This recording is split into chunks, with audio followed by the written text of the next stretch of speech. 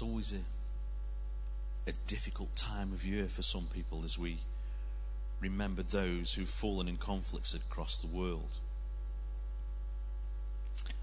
Remembrance Sunday was instituted in about 1920 to remember the First World War. The war that was known as the war to end all wars. If only that was the case. Many millions of young men went to their deaths in the killing fields of France and Belgium. And barely a family in this country did not lose somebody. Come to that, I expect barely a family in Germany didn't lose someone either. It was an horrendous war. Many people refused to talk about war because of the atrocities that they saw. And we see films on the television, don't we, about men going over the top of the trenches, mustard gas, all that kind of horrific things which we were doing to ourselves, man did to man. One of my great uncles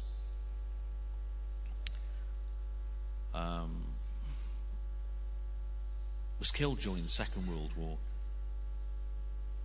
He was an uncle that we didn't really know a great deal about. William Arthur Ellis. He was found dead in a puddle. Well, I say a puddle, it must have been a bit deeper than that, but he was found dead, face down in water. He drowned. And we never got to find out just what his mission was. That's about the closest that I can come to somebody that I know or know of in my family. I'm sure that there's others as well, but this guy, when I was doing my family tree, came across. It was my dad's uncle. You never got to know him. Drowned in a foreign country. My dad's family have never ever been over to where he's buried. And he's buried in the Makult War Cemetery in Tunisia. Up until I did my family tree, I never really thought a great deal about Remembrance Day. I just thought it was one of those things that came around with tradition, that you saw on the television with the Queen dropping a wreath on a cenotaph, remembering. I mean, the Queen played a great part in the war, didn't she? She took her part. She was driving those wagons and things. It affected everybody from all walks of life. Nobody was not touched by the war. You'll notice there's two graves on there. The first was his first picture was the cross which was on his grave, and then later on it was changed to the more modern style tombstone. And you can see from the photograph that they're well tended and looked after. And that's looked after and tended by somebody else, not my family. Fran was telling me that in France the school children tend the graveyards of the war people. All generations are affected then, generations are affected now. For those of you who've got roots in this country, will have similar tales to tell, no doubt. And indeed, some of you may have lived through the Second World War, in which so many civilians were killed and wounded. At best, lost their homes and livelihoods in the Blitz. My mother-in-law's up for a short visit, sitting down there by Fran. I always have a joke and a laugh with my mother-in-law, especially on Facebook just before she comes up. I keep putting little jokes on, all the old mother-in-law jokes that you can remember. But one of the things that I can always remember was going to Anne's mother's, and Rose was saying to us about how the first bomb that landed in Dover landed on her flat. And she even had a piece of shrapnel that used to show us, and a newspaper clipping just to demonstrate that her flat was the first place that was bombed in Dover during the war. My own generation grew up with the threat of the atom bomb over our heads. We knew no matter how much our parents tried to shelter us, we knew about the Cold War. We knew that the Soviet Union was perceived as a threat, and that we would probably not live to grow up because someone would press the red button and the world would go up in what was called mutually assured destruction. What a phrase. Mutually assured destruction. I'm pressing the red button, so I'm pressing mine. We'll all go. Right through the 1950s and 60s, it was expected that it would happen almost at any minute.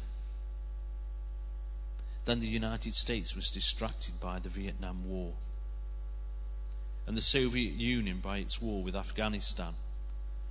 And then came 1989, the end of an era. And of course, during that time there was also the Six-Day War, and in 1973 was the Middle East, the Falklands conflict. Some of you may have experienced years of independence of other wars in your home countries. Our parents did, your parents did. Peace is very rare and very precious. And it's amazing how much peace there has been in this country, relatively speaking, in my lifetime. There's a saying that if you do not remember the lessons of history, you're doomed to repeat them. And we all know how true that is.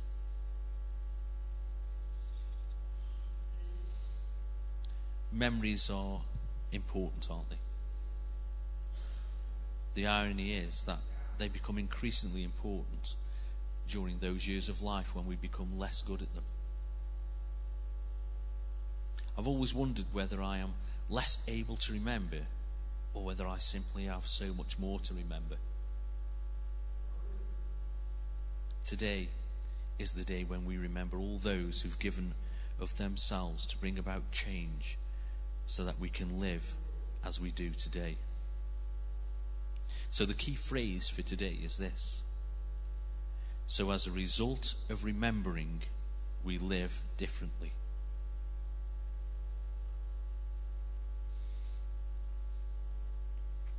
As a result of remembering, we live differently. So we wonder, where is God in all this? What have all these events to do with God? Or indeed, why, as Christian people, should we be paying tribute to those who were involved in some of these hideous things? For whatever we are taught, our own side usually does just as dreadful things as the other side. Well, we know that, don't we? Only the other day in the news it was reported that a Marine had been sentenced to jail for murdering in the field of war.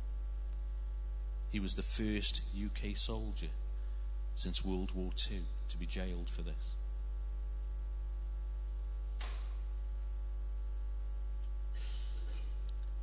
It's difficult. Blessed are the peacemakers. Matthew chapter 5 verse 9. Blessed are the peacemakers, said Jesus. But he also said that there would always be wars and rumours. We can read that in Matthew chapter 24 verse 6 and again in Mark 13 verse 7. We're told to make peace, even while we know we will be unsuccessful. War causes suffering. It's never noble or glorious, and I'm not quite sure whether it is even right.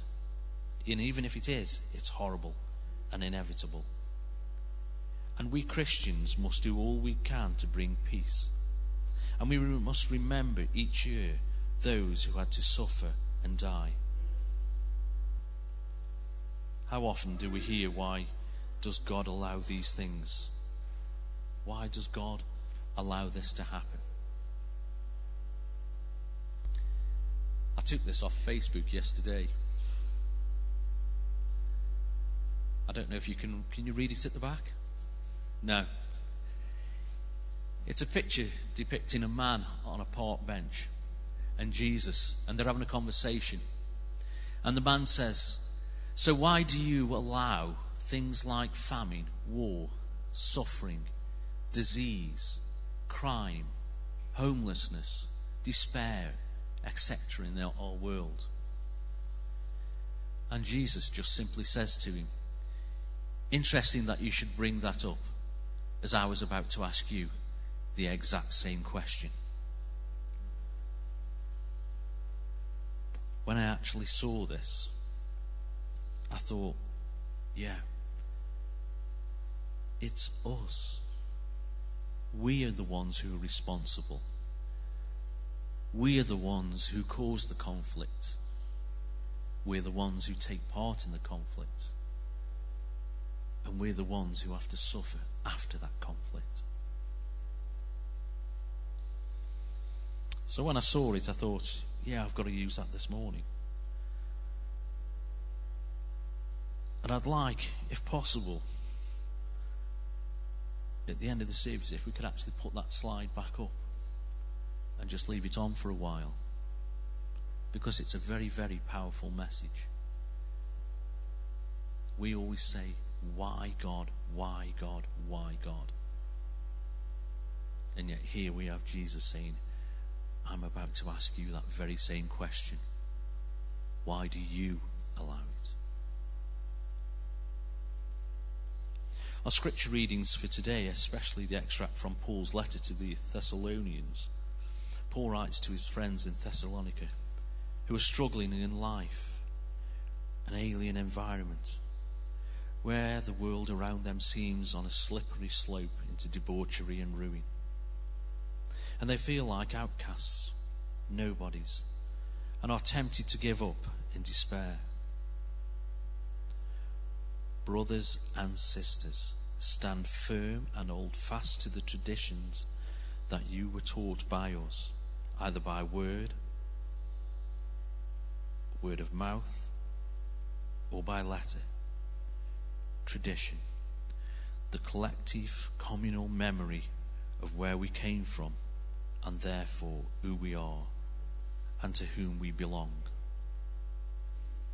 Just as we remember those who've fallen, those who gave their lives that we might live like we do today,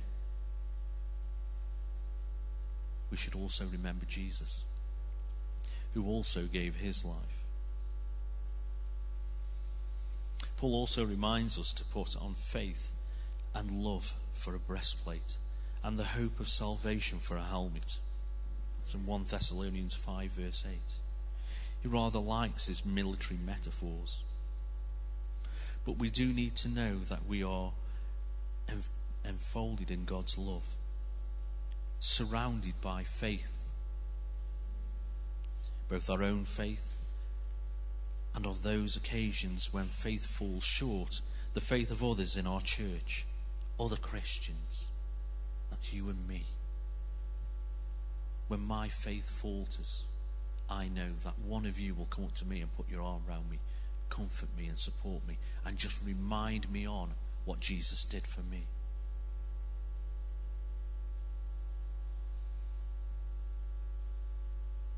This isn't all there is, and that God is in control.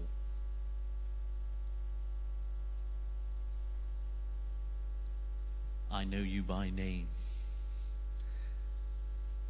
Again, it's another picture I took off Facebook. One of the things that I like about this picture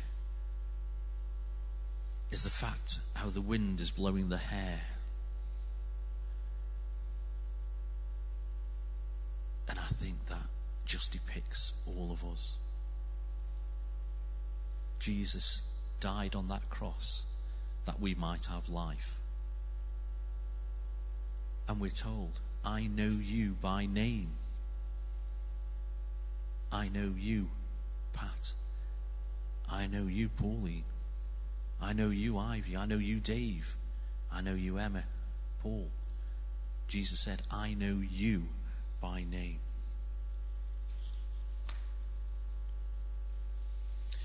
Job lived a prosperous life. But when things changed for him, and the pain and suffering and losses began, he never renounced God. He remembered all that God had done for him, even through the hardships which were placed upon him.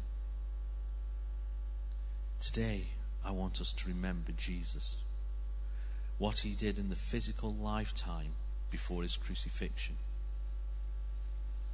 what he did for us, what he did for you, what he did for me.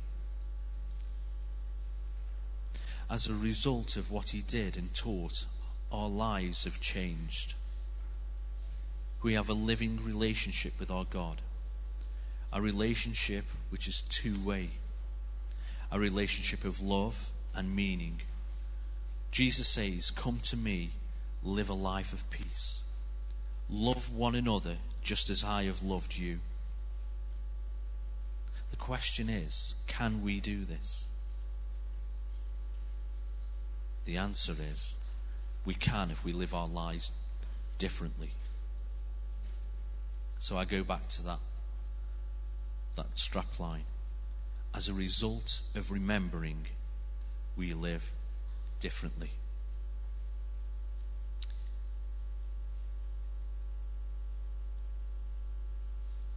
Do we live differently? Will we live differently? The loss of life that's gone on before us was for us. As we remember those who gave up their life, and as we remember Jesus on this day.